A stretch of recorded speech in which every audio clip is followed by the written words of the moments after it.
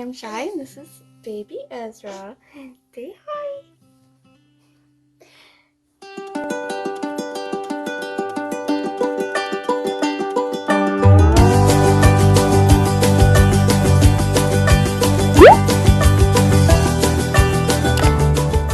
So today I'm going to be talking about the spinal headache and my experience with the epidural. Okay, so first, I wasn't planning on getting the epidural because three things. I felt like I deserved the punishment. Like I would have eaten that fruit, so I should just take the pain like a woman. Second, stop laughing.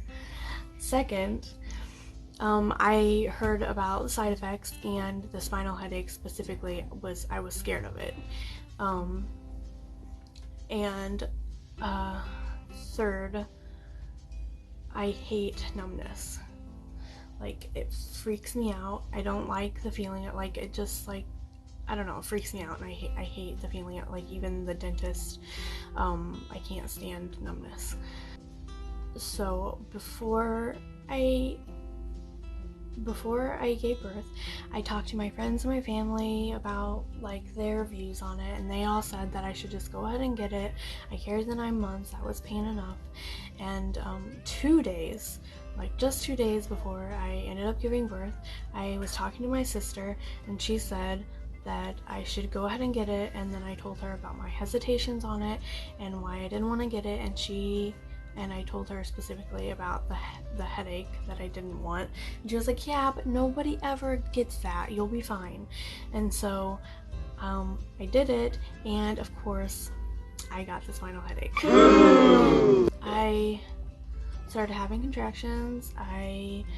Then my water broke, and then we went out to the hospital, which I can tell you the whole birth story if you want in a different video. So contractions, water broke, hospital. I told the nurse that I was gonna get the epidural, but I wanted to see how long I could last before I ended up getting it. And then eventually I was ready for it, and because I couldn't stand the pain anymore, the anesthesiologist came in, and he was young. Or at least he looked young, and I saw it on my husband's face. He looked scared because he was young, and thought maybe he didn't know what he was doing, but he did fine. But he asked me if I had any back problems, and I told him I had like the slightest bit of scoliosis. The only reason I know about that was because I had to get an x-ray for because I had an accident a couple years back, and that's the only reason they saw it. Like, I've been checked for it before because it runs in my family, so I've been checked for it, and the doctors never saw it. So it's like really, really like small, and it's up higher. So I told him about that, and then also I'm shorter, so he ended up putting it up higher. So like what you would get for a C-section, I think. I started going numb from here down. I started freaking out because I was going numb, and then my blood pressure dropped dramatically.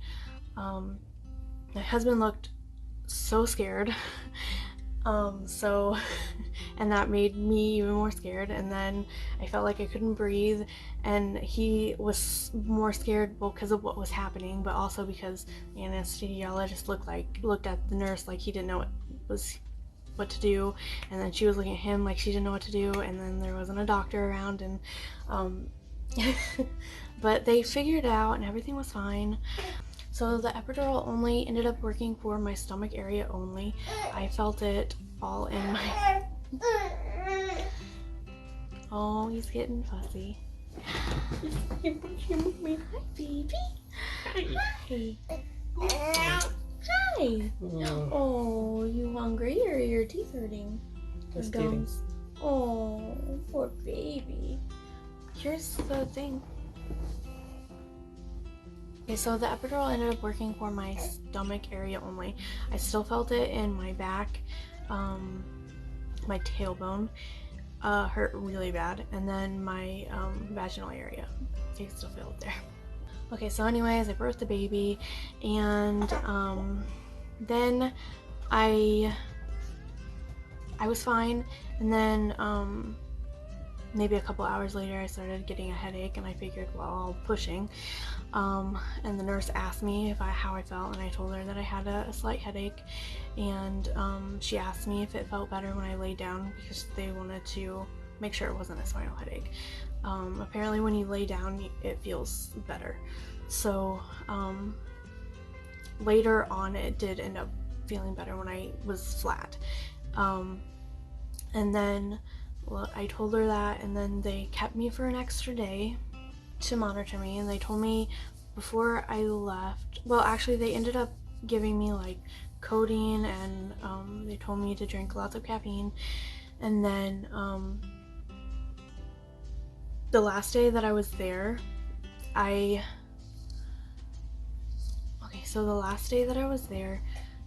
she asked me how I was doing, and I was fine at that point. Had no pain, and then when we got home, the headache started back up again, and then lasted for a week, and it was so hard to focus. Extremely painful, very, very similar to a migraine, but extremely hard to focus. And I couldn't stand the light. I puked a couple times,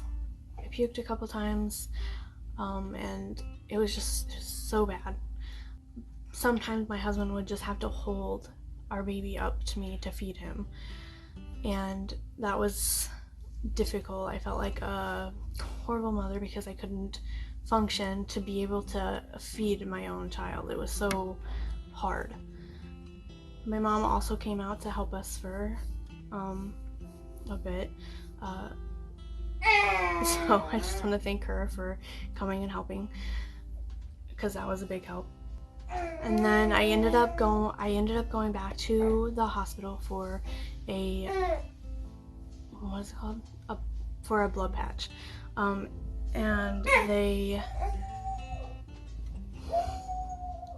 that dog's going crazy. Okay, so I ended up going back to the hospital for a blood patch, and a blood patch is basically another epidural, but instead of the medicine they put in, they put in your own blood. So they draw your blood quickly, and then the nurse hands it to the doctor, and he puts it in as he would do the epidural. So we did that, and then he told me to drink caffeine and lots and lots of water. After that, it lasted another week, so I ended up asking for another week of maternity leave, and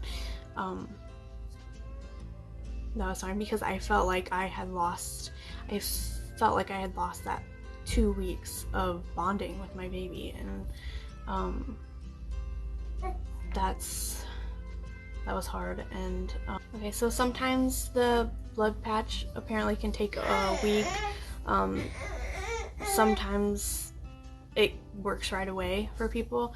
It did give me relief right away first, and then later it had come back, and so it was okay. I just had to keep caffeine and water.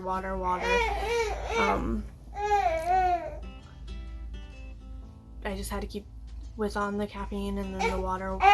Come on.